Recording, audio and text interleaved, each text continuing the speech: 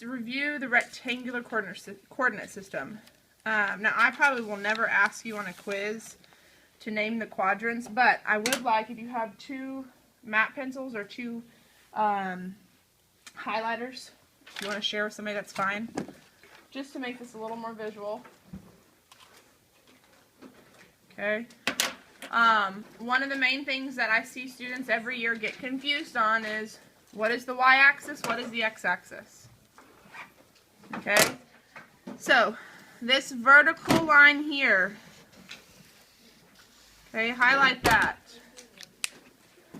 This is your y-axis.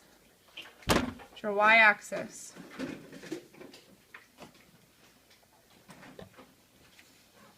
Okay, it's the vertical line. So as you go up and down this line and count numbers, that's referring to your y value or y values. Your x-axis is obviously the horizontal one. Okay.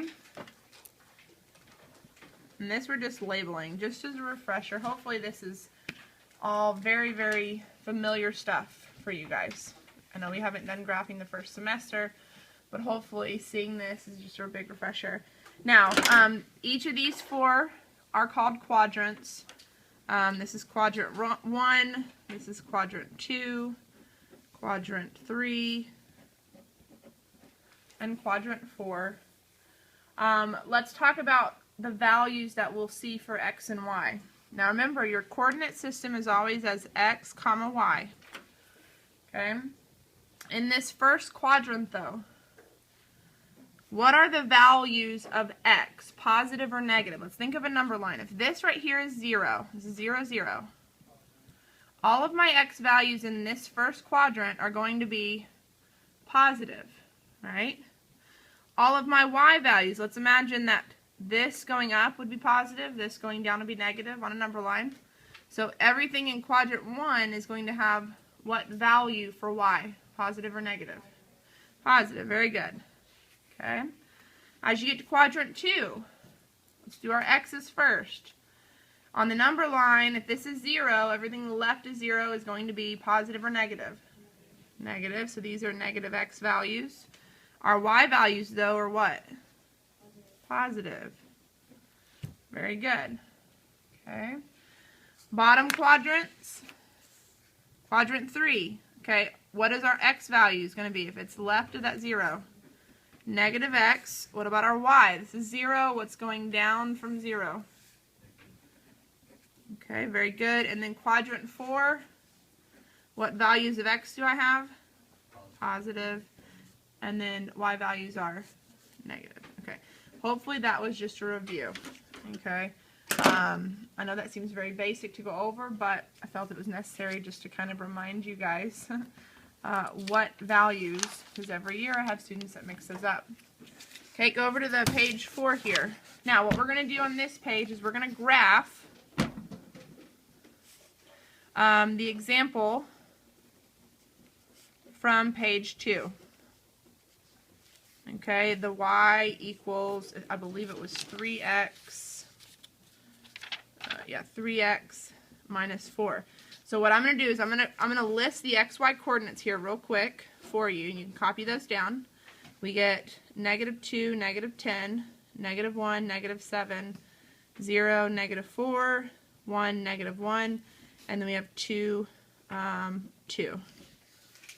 Okay, those are the values. And what we're going to do is we are going to plot them on our number line. So the first one, negative 2, negative 10. The x-axis is negative 2, so from 0 we're going to count back 2 places. Okay, y is negative 10, so we're going to count down 10 spaces. 1, 2, 3, 4, 5, 6, 7, 8, 9. Now, we're going to run off the graph on this one.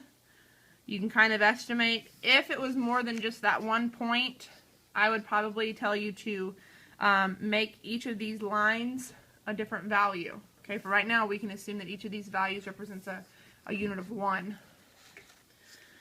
So this is the first one. I'm going to go ahead and label this. Negative 2, negative 10. Okay. Second one, negative 1, negative 7.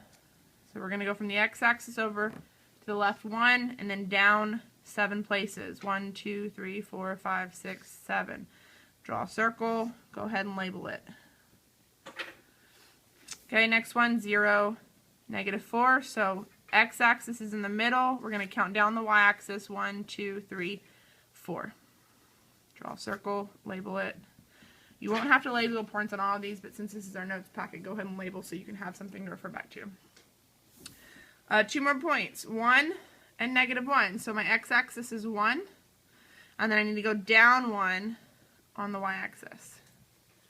Last but not least, 2. So I'm going to go over on the x-axis 2, and then up 2 on my y-axis.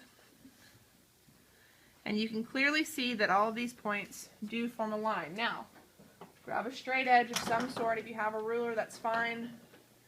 You can do a sheet of paper. What I want you to do is you are going to connect these dots. And this is one thing on graphing in your homework. You're going to be graphing on graph paper. Okay, I expect your graphs to be nice, very clean. There's no reason to have sloppy graphs. So grab a straight edge. It could be the edge of your paper, the edge of your interactive notebook, something that's, you can draw a line. I will say that you do need to put the arrowheads on your graph points, because technically, are these the only 5 points that are included? No. This graph can go on forever. Okay. Questions so far? Okay, so what we're going to do is go to the next page, example page 5. Now, this one you're going to do on your own, okay? So just like the last example we did,